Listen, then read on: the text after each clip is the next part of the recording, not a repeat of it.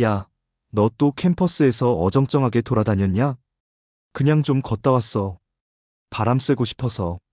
저는 체대 특기생이라는 간판을 달고 잘생긴 건 아니지만 떡 벌어진 어깨와 다부진 체격 덕분에 남자답다는 말을 종종 듣는 편이었습니다. 너 못생긴 건 아닌데 2% 아쉽긴 해. 내가 봐도 그래. 거울 볼 때마다 좀 아쉬워. 자취는 중마고우 녀석과 함께였습니다. 야, 또 냉장고 비었어. 말해 뭐해? 오늘도 마트 가자. 우리는 둘 다 운동에 미쳐 있었고, 먹성도 좋아서 냉장고는 늘 텅텅 비어 있었습니다. 마트는 거의 우리 집 부엌처럼 드나들었고, 계산대 아줌마들과는 눈인사도 자연스러워졌습니다. 어느 날 마트 문 닫기 직전, 숨가쁘게 달려가 계산을 마치고 양손 가득 짐을 들고 나왔습니다. 오늘도 오셨네요. 익숙한 목소리였습니다. 계산대에 항상 앉아있던 그녀는 마침 퇴근하려던 참이었습니다. 마트 문 앞에 서 있던 그녀는 환하게 웃으며 말을 걸었습니다. 네. 급하게 왔어요. 그녀는 생각보다 나이가 가늠되지 않는 외모였습니다. 짙은 화장 때문인지 30대 초중반쯤 되어 보였지만 정확하진 않았습니다. 항상 싱글벙글 웃는 얼굴이 조금은 해퍼 보이기도 했고 남자한테 살짝 끼부리는 듯한 느낌도 들었습니다. 물론 저 혼자만의 착각일 수도 있었습니다. 그녀가 타고 있던 모닝이라는 앙증맞은 경차에서 창문이 열렸습니다. 어디 가세요? 저 스타벅스 건물 뒤쪽이요. 짐 때문에 어깨가 뻐근했지만 저는 최대한 밝게 웃으며 대답했습니다. 그러자 그녀가 말했습니다. 태워다 드릴까요? 저도 그쪽 방향이에요. 뜻밖의 제안이었습니다. 정말요? 감사합니다. 저는 고개를 깊이 숙이고 곧바로 그녀의 차에 올라탔습니다. 188cm에 90kg 가까운 제가 조수석에 앉자 낡은 경차는 삐걱거리는 소리를 냈습니다. 어머, 차가 한쪽으로 기울어진 것 같네요. 호호. 그녀는 호탕하게 웃었습니다. 웃을 때 살짝 올라가는 눈꼬리가 꽤 매력적이었습니다. 속으로 생각했습니다. 아줌마 치곤 진짜 괜찮네. 사실 저는 여자를 크게 가리는 편이 아니었습니다. 미인은 아니었지만 묘하게 괜찮아 보였습니다. 그런 거 있지 않습니까? 저 정도면 하룻밤 정도는 눈 딱 감고 가능하다. 당시 저는 여자친구와 정리 중이던 시기였습니다. 그래서인지 또래의 풋풋한 여자들보다는 농염하고 노련한 연상녀에게 더 끌리고 있었습니다. 물론 현실적으로 3040대 여성과 엮일 일은 없을 거라고 생각하고 살았습니다. 하지만 지금 이 순간 제게 친절을 베푸는 그녀에게 본능적인 이끌림이 생기기 시작했습니다. 머리로 생각한 감정이 아니라 몸이 먼저 반응하는 야릇한 감정이었습니다. 그녀가 조심스레 운전하며 말했습니다. 대학생이세요? 네, 최대 2학년이에요. 나는 어색하게 대답했습니다. 매일 먹을 거 엄청 사가시던데요? 친구랑 자취하는데요. 둘 다 운동선수라 밥을 엄청 먹거든요. 그녀는 다시 한번 웃었습니다. 그녀의 웃음소리는 맑고 경쾌했습니다. 나는 힐끗 그녀의 옆모습을 훔쳐보았습니다. 짙은 눈 화장 덕분인지 눈매가 깊고 또렷해 보였습니다. 탱탱한 볼살과 도톰한 입술은 묘한 섹시함을 풍기고 있었습니다. 나이는 정확히 가늠하기 어려웠지만 30대 중반은 넘지 않았을 것 같았습니다. 어느새 그녀의 집 앞에 도착했습니다. 작은 연립주택이었습니다. 차에서 내리자 그녀는 트렁크에서 쌀 포대와 각종 식료품들을 꺼내고 있었습니다. 제가 들어다 드릴까요? 나는 얼른 장바구니를 내려놓고 그녀에게 다가갔습니다. 어머, 정말요? 그럼 고맙죠. 나는 그녀를 도와 쌀 포대와 무거운 짐들을 번쩍번쩍 옮겼습니다. 역시 힘센 남자가 옮기니 이렇게도 쉽네. 그녀는 땀을 뻘뻘 흘리는 나를 보며 웃으며 칭찬했습니다. 칭찬에 약한 나는 괜히 어깨를 으쓱이며 더 열심히 짐을 날랐습니다. 그녀의 집은 우리 자취방에서 멀지 않았습니다. 짐을 다 옮기고 나자 그녀는 환하게 웃으며 말했습니다. 집까지 데려다 줄게요. 짐도 옮겨다 주셨으니까요. 그렇게 우리는 조금씩 가까워지기 시작했습니다. 정확히 말하자면 나는 그녀에게 묘한 호감을 느끼기 시작했고, 그녀는 나에게 친절을 베풀었습니다. 그날 이후 우리는 마트에서 더 자주 마주쳤습니다. 나는 일부러 그녀의 계산대로 줄을 서기도 했습니다. 눈이 마주치면 어색하게 웃으며 인사를 나누었습니다. 나는 속으로 그녀의 나이를 궁금해하며 혹시 남자친구는 있는지, 결혼은 했는지 혼자 상상력을 펼치곤 했습니다. 그러던 어느 날 마트에서 계산을 기다리는데 그녀가 나를 보더니 활짝 웃으며 말했습니다. 오늘 저녁밥 하기 싫은데 식당에서 밥이나 같이 먹고 갈래요? 심장이 쿵하고 떨어지는 기분이었습니다. 솔직히 그녀에게 흑심을 품고 있었지만 감히 먼저 들이댈 생각은 못했습니다. 그런데 그녀가 먼저 식사를 제안하다니 이건 거의 그린라이트 아닌가. 나는 속으로 쾌재를 불렀습니다. 정말요? 좋아요. 저도 마침 배고팠는데요. 나는 최대한 쿨한 척 대답했지만 속으로는 꼬리가 하늘로 승천하고 있었습니다. 우리는 근처 삼겹살집으로 향했습니다. 돼지 기름이 지글거리는 소리와 함께 소주잔이 부딪히는 소리가 경쾌하게 울렸습니다. 저기, 혹시 나이가 어떻게 되세요? 나는 조심스럽게 물었습니다. 드디어 궁금했던 그녀의 나이를 확인할 순간이었습니다. 호호, 나 39이에요. 그녀는 쿨하게 대답했습니다. 39이라니 생각보다 많았습니다. 하지만 전혀 30대 후반으로는 보이지 않았습니다. 여전히 30대 초반이라고 해도 믿을 만큼 싱싱하고 매력적이었습니다. 남자친구는 혹시 있으세요? 나는 두 번째 질문을 던졌습니다. 이번에는 더 떨렸습니다. 남자친구 없어요. 이혼했거든요.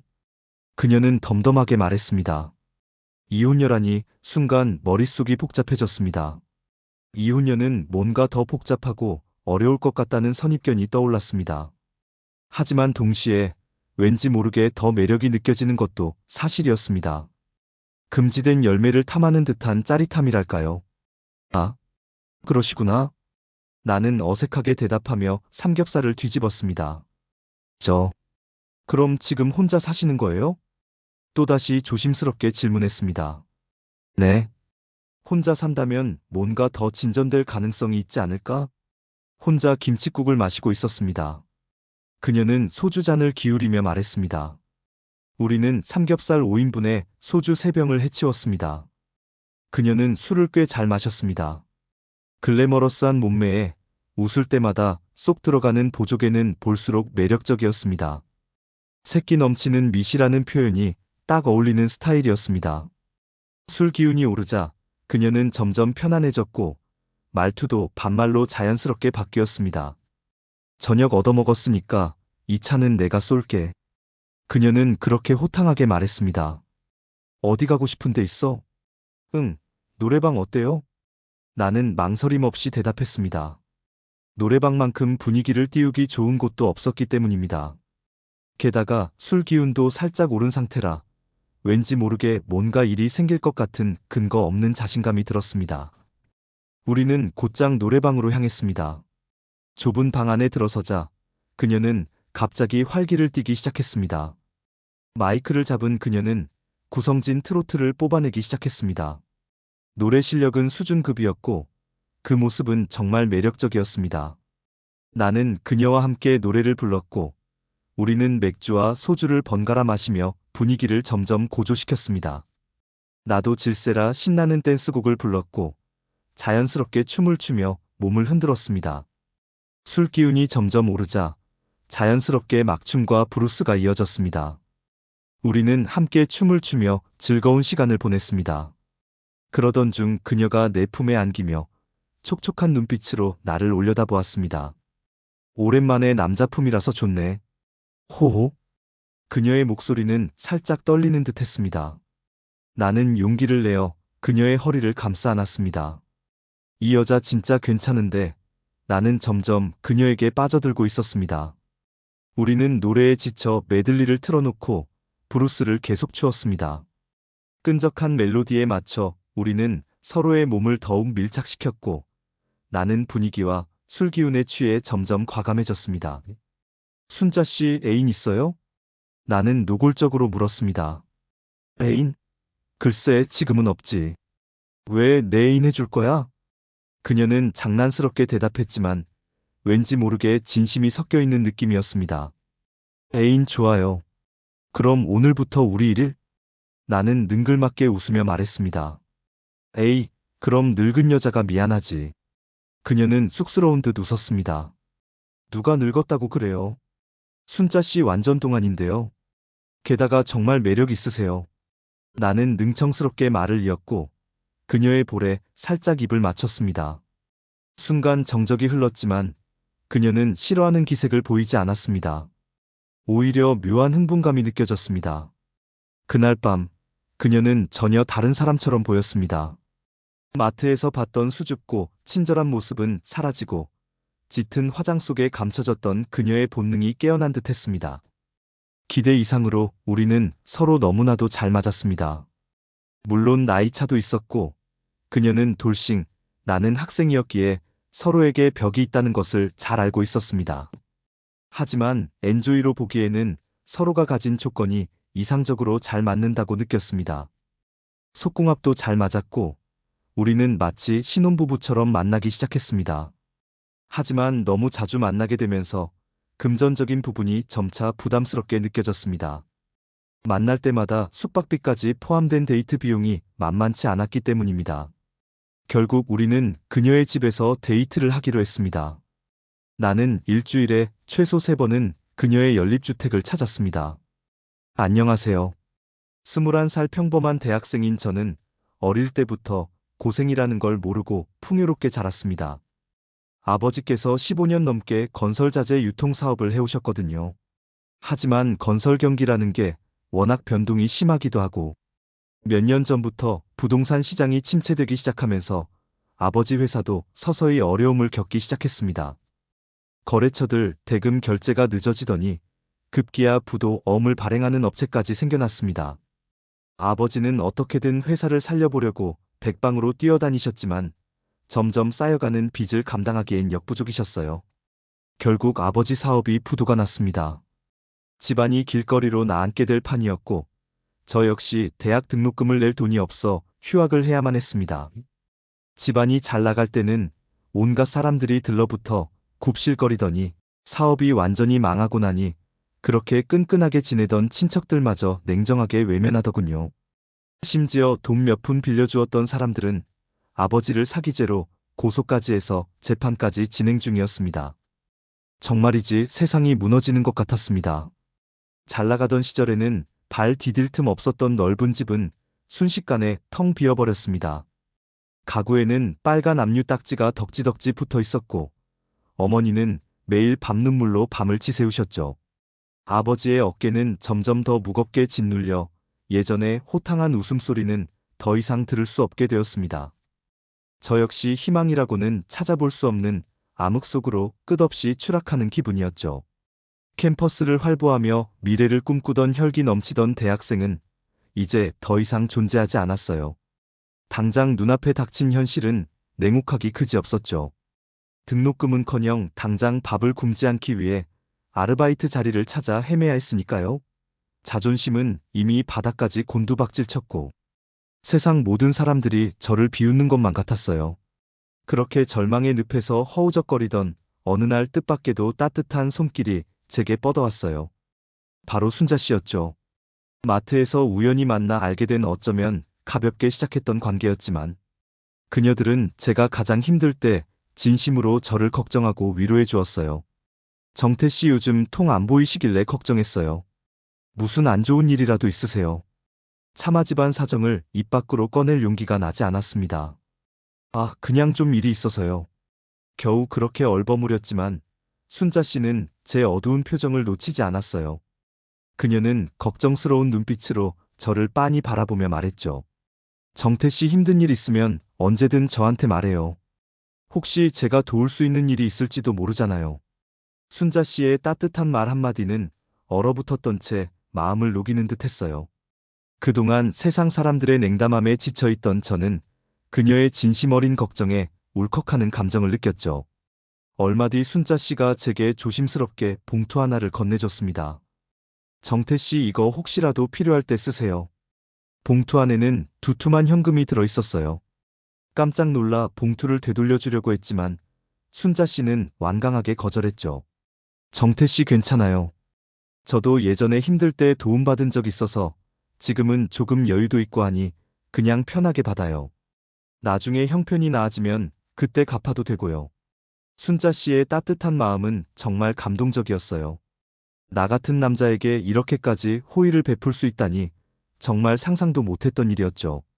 순자 씨 도움 덕분에 겨우 등록금을 마련할 수 있었지만 여전히 자취방 월세는 큰 부담이었어요. 그때 순자 씨가 조심스럽게 제안을 해왔어요. 정태 씨 혹시 괜찮으시다면 저희 집에서 같이 지내시는 건 어떠세요? 순자 씨는 자취방 월세도 아깝고 혼자 지내는 것보다 서로 의지하면서 지내는 게 더 좋을 것 같다며 저를 설득했죠. 솔직히 처음에는 망설였어요. 아무리 그래도 그녀와 한 집에서 산다는 것이 부담스럽기도 했고, 혹시라도 순자 씨에게 폐를 끼치게 될까 걱정되기도 했죠. 하지만 막막한 현실 앞에서 다른 선택의 여지가 없었어요. 그렇게 저는 순자 씨의 연립주택에서 얹혀 살게 되었죠. 작은 방 하나를 내어주었는데 순자 씨는 정말 저를 극진히 보살펴 주었어요. 마치 제가 정말 소중한 가족이라도 되는 것처럼요. 그녀와 함께 지내면서 저는 점점 안정을 되찾았어요.